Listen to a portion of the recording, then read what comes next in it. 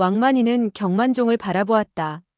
사부님은 분명히 그렇게 분부하지 않았소? 내가 말을 잘못했소? 경만종은 그를 아랑곳하지 않고 말했다. 만약 두 시녀만 해친 것이라면 큰일을 저질렀다고는 할 수 없습니다. 그러나 우리 사질녀는 나이도 어린데다가 성격이 매우 꿋꿋했습니다. 그는 마른 침을 삼키며 다시 말했다.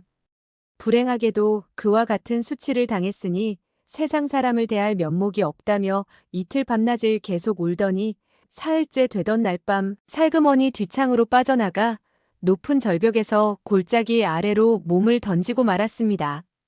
석청과 민유는 다시 한번 놀라움에 찬 소리를 내지르지 않을 수 없었다. 아! 석청은 떨리는 목소리로 다시 물었다. 그럼 목숨은 구했소? 경만종은 말했다. 능소성 밖의 골짜기는 석 장주께서도 알다시피 돌이 떨어진다 해도 가루가 날 정도입니다. 가냘픈 아가씨가 몸을 던졌으니 박살이 나지 않고 견뎌냈겠습니까? 이때 설산파 제자 가운데 가만균이라는 젊은이가 입을 열었다. 가장 억울한 사람은 대사형이십니다. 그는 사부님께 오른팔을 잘리고 말았습니다. 매우 울분에 찬 어조였다. 석청은 깜짝 놀랐다. 풍화신룡이 팔을 잘렸단 말이오? 그렇지 않고요. 저의 사부님께서는 손녀의 죽음을 애석하게 여기고 또 댁의 아들을 잡지 못하게 되자 크게 노하시어 봉사형에게 제자를 잘못 가르쳤다고 길길이 뛰시다가 갑자기 봉사형의 허리에 차고 있던 장검을 뽑아서 그의 왼팔을 잘라버리고 말았습니다. 그는 잠시 여유를 두었다가 다시 말했다. 저의 사모님께서는 사부님의 너무 과격한 처사에 반발하셨고 두 분께서는 제자들 앞에서 언쟁을 벌이게 되었으며 점차 갈수록 감정이 대립되어서는 옛날 일을 들먹이기에 이르렀습니다. 이어 한숨을 내쉬며 계속 말을 이었다. 사부님께서는 화가 머리끝까지 나셔서 그만 사모님의 뺨을 후려치셨습니다. 사모님은 대노하여 문 밖으로 달려나가며 다시는 능소성 안으로 한 걸음도 들여놓지 않겠다고 하셨습니다. 석청은 부끄러움을 느꼈다. 복만리의 무공을 흠모하여 외동아들을 그의 문화로 들여보냈거늘 그에게 폐인이 되는 재앙을 안겨줄 줄이야. 복만리의 건법은 강맹하고 신랄한 것이 광풍열화와 같았다. 그래서 풍화신룡이라는 벼로를 얻게 된 것이다. 성격이 열화 같은 그는 많은 원수를 맺고 있어 무공을 잃게 된다면 아마 한평생 대설산에서 내려올 수 없게 될 것이다. 그러니 석청의 친구에 대한 죄책감은 그야말로 뭐라 표현할 수 없는 것이었다. 왕만이는 이어 다시 입을 열었다.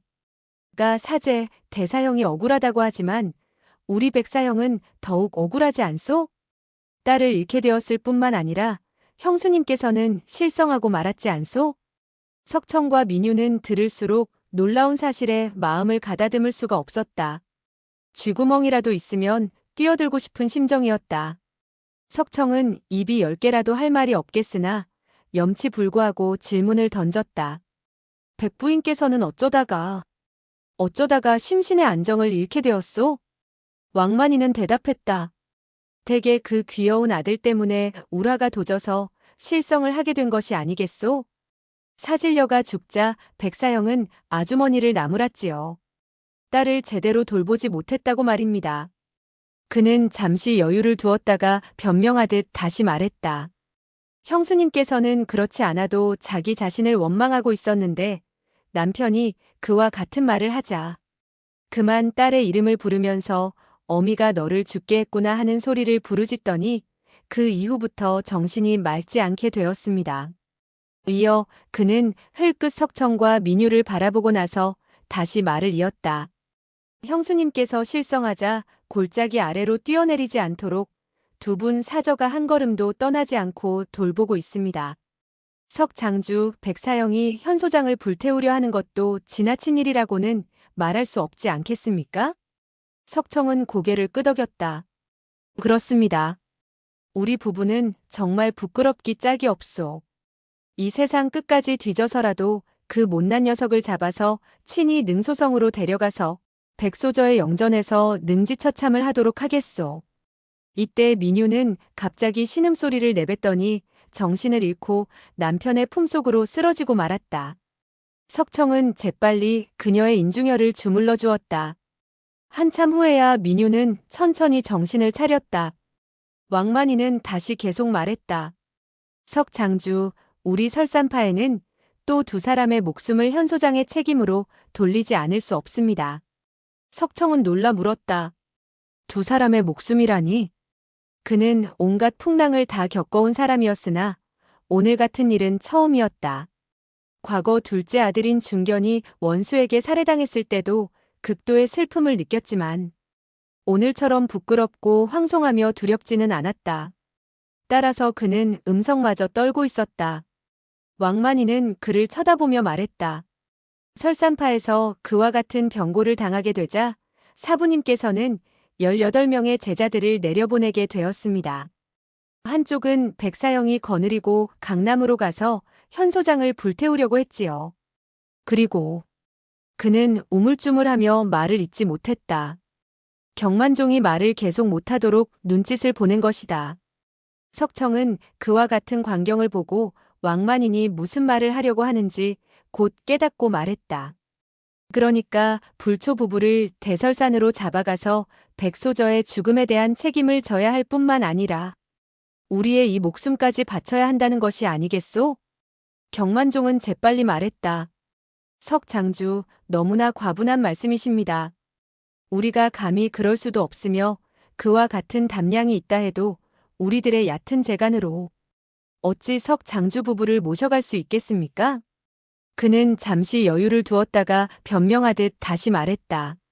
저희 사부님께서 자제분을 어떻게 하든 찾아야 하겠지만 그가 나이는 어리지만 눈치가 빠르니 좀처럼 쉽게 잡을 수 있을 것 같지는 않다고 하셨습니다. 그렇지 않다면 능소성의 지세가 험악하고 많은 사람들이 쫓아갔는데 어떻게 종적도 없이 사라질 수 있겠습니까? 민유는 눈물을 흘렸다. 그는 분명히 죽었을 거예요. 반드시 골짜기 아래로 떨어져 죽었을 거예요. 경만종은 고개를 가로저었다. 아닙니다. 그의 발자국은 눈 위에 선명하게 남아 있었는데 바로 산을 타고 내려온 흔적이었습니다. 그리고 산등성이의 썰매의 자국도 있었습니다. 그는 잠시 여유를 두었다가 다시 말했다. 정말 말하기 부끄럽습니다만 우리 모두 어른들인데 15살 먹은 소년을 잡지 못했습니다. 그리고 저의 사부님은 두 분을 능소성으로 모시고 가서 선우책을 강구하려고 하시는 것도 또한 사실입니다. 석청은 담담히 말했다. 그러니까 역시 백소저의 목숨을 잃은 데 대해서 우리들이 목숨을 바쳐 보상해야 한다는 것이 아니겠소? 그는 왕만인에게 물었다. 왕형은 두 사람의 목숨이 이번 일에 관계가 있다고 했는데 도대체 무슨 말씀이지요? 왕만인은 대꾸했다. 방금 저는 18명의 제자가 두 갈래로 나누어 산에서 내려오게 되었다고 말씀을 드렸습니다. 물론 9명은 강남으로 가게 되었고 다른 9명은 경사형의 인소라의 중원각지에서 아드님을 찾는 것인데 정말 재수없게도 잇따라 화를 당하게 되었습니다. 경만종은 그의 말을 가로챘다. 왕사제, 더는 말할 것도 없네. 이 일은 석장주와 아무 관계가 없는 것이야. 왕만이는 정색하며 말했다. 어째서 관계가 없습니까? 만약 그 녀석이 아니라면 손사형과 저 사제가 어떻게 영문도 모르고 목숨을 잃게 되었겠습니까? 더군다나 원수가 누구인지도 모르고 있지 않습니까?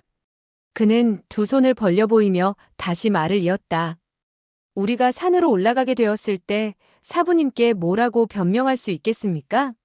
사부님께서 화를 냈다 하면 아마 경사형의 팔도 보전할 수 없을 것이외다. 석장주 부부는 친구들이 도처에 많으니 이 두 분에게 사고의 원인을 수소문해달라고 할 수도 있는 일이 아닙니까? 그 말이 일리가 있다고 경만종은 생각하고 입을 열었다. 좋아. 그렇다면 자네가 이야기를 들려주게. 왕만이는 입을 열었다. 석장주 사흘 전에 우리들은 소식을 들었습니다. 그것은 오가라는 사람이 현철령을 손에 넣고서는 변양성 밖의 후감집에서 호떡을 팔고 있다는 소문이었지요. 저의 사형제 9명은 상의를 했지요. 석중옥이라는 그 녀석을 잡을 수 없을 바에야 한번 운에 맡겨보자고요. 그는 변명하듯 다시 설명을 했다. 10년 동안 찾지 못한다면 우리 형제들이 능소성으로 10년 동안 돌아가지 못하지 않으냐. 그러니 현철령을 손에 넣게 된다면 대개 아드님을 잡아가지 못한다 해도 사형객에게 찾아달라고 할 수 있고 사부님에게도 면목은 서게 될 것이다. 이런 상의를 하게 된 것이지요. 이어 그는 눈살을 찌푸리며 말을 이었다. 그런데 한참 상의를 하고 있을 때 갑자기 누가 대개 아드님이 어린 나이에 그토록 대단무쌍한 일을 저질렀으니 죽어 마땅하다고 했습니다. 그런데 그 말이 떨어지자마자 늑수그레한 음성이 소리내어 웃으면서 정말 잘한다.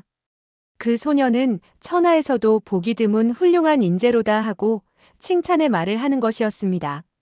석청과 민유는 서로의 얼굴을 쳐다보았다. 다른 사람이 인간 말종인 자기 아들을 칭찬한다는 말이 이와 같은 상황에서 듣자 그야말로 욕을 먹는 것보다 더욱 듣기 괴로웠던 것이다. 왕만이는 계속해서 말했다. 그때 우리들은 한 객점에서 이야기를 주고받고 있었으며 사방이 벽돌로 쌓아 올린 벽이었지요. 그런데 그 음성이 벽을 뚫고 들려오는데 말소리는 또박또박 매우 또렷했습니다. 마치 마주 앉아 이야기하는 것과 같았지요. 그는 잠시 여유를 두었다가 다시 말했다. 우리 9명은 큰 소리로 떠들지도 않았는데 어째서 그가 들을 수 있었는지 모르겠습니다. 순간 석청과 민유는 흠칫했다. 옆방에서 남의 말을 듣는 것은 별로 어렵지 않다고 하겠으나 옆방에서 하는 말이 상대방 사람에게 또렷하게 들릴 수 있게 한다는 것은 내공이 깊은 고수가 아니면 될 수 없었던 것이다. 가만규는 왕만인의 뒤를 이어 그 다음 이야기를 해주었다. 우리 9명은 그와 같은 소리를 듣자 일시 어리둥절해졌지요. 그러나 곧이어 왕만인이 호통쳐 물었습니다. 웬 놈이냐? 더 살기 싫어졌나 보구나. 감히 우리 말을 엿듣다니. 호통 소리에 그들은 인기척을 내지 못했습니다. 그러나 곧이어 늙은이의 음성이 다시 들려왔지요. 당하야, 이 사람들은 설산파의 사람들이로구나. 그들의 사부는 백늙은이라고 하는데 이 할아버지가 가장 미워하는 늙은이지. 그런데 그 꼬마애가 설산파의 늙은이를 우라통이 치밀게 만들고 그 집안을 쑥대밭으로 만들었다니 재미있지 않으냐? 헤헤헤. 정말 묘하다 묘해. 이와 같은 말을 듣게 되자 설산파의 제자들은 대노하여 금방 그쪽으로 달려가려고 했지요. 그러나 경사형이 재빨리 손을 흔들어 여러 사람에게 잠자코 있으라는 신용을 해보였지요. 그 늙은이의 말이 끝나자 곧이어 젊은 아가씨의 음성이 들려왔지요. 재미있네요. 아주 재미있어요. 그 늙은 것이 우라통이 터져 죽었으면 더욱 재미있었을 텐데 그러지 않은 게 애석하네요. 이어서 그녀는 또 몇 마디 설산파의 제자들로선 도저히 용납할 수 없는 욕지거리를 해댔지요. 그 늙은이가 기침을 몇 번 하더니 다시 말했지요. 그 늙은이가 우라통이 터져 죽게 된다면 그야말로 재미있는 일이지. 나중에 시간이 있으면 이 할아버지가 너를 대설산의 능소성으로 데리고 가 구경을 시켜주마. 그리고 그 늙은이가 우라통이 터져 죽는 꼴을 보여주지. 친히 보아야 더욱 재미있을 것 아니냐. 이렇게 되자 설산파의 제자들인 이상 목숨을 버리는 한이 있더라도 그냥 내버려 둘 수 없다고 생각했지요.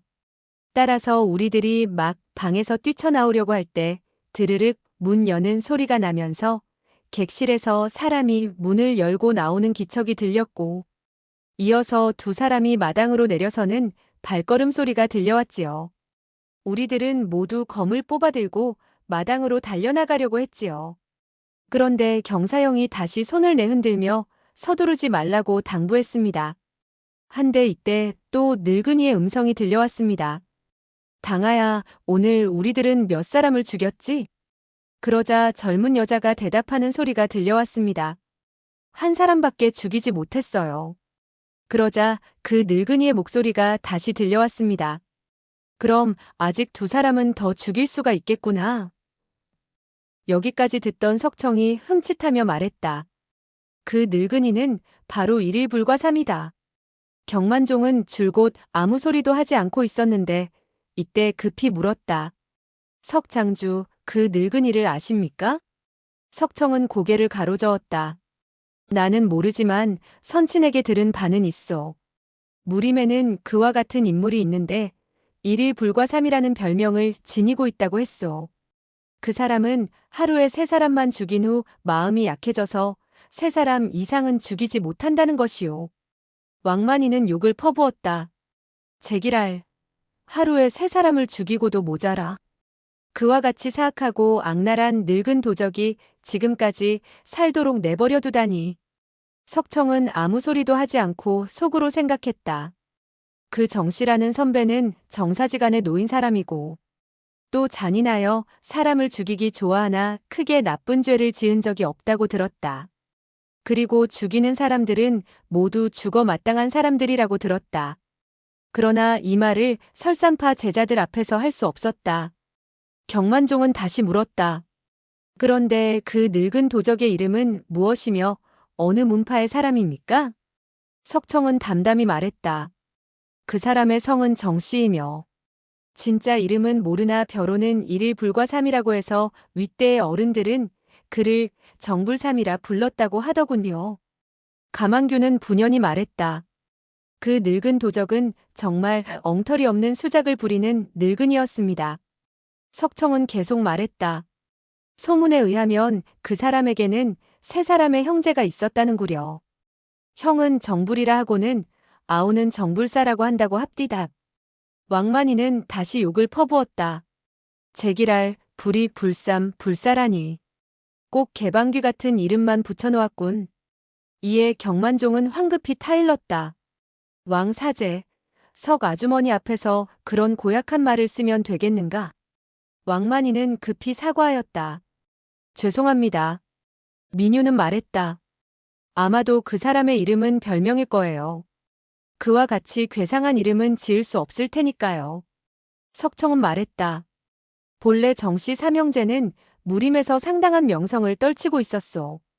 아마도 백나으리는 그들과 어떤 충돌이 있어서 그들의 이름을 들먹이기를 싫어했기 때문에 무사형들은 모르는 것 같구려. 그 후에는 어떻게 되었소?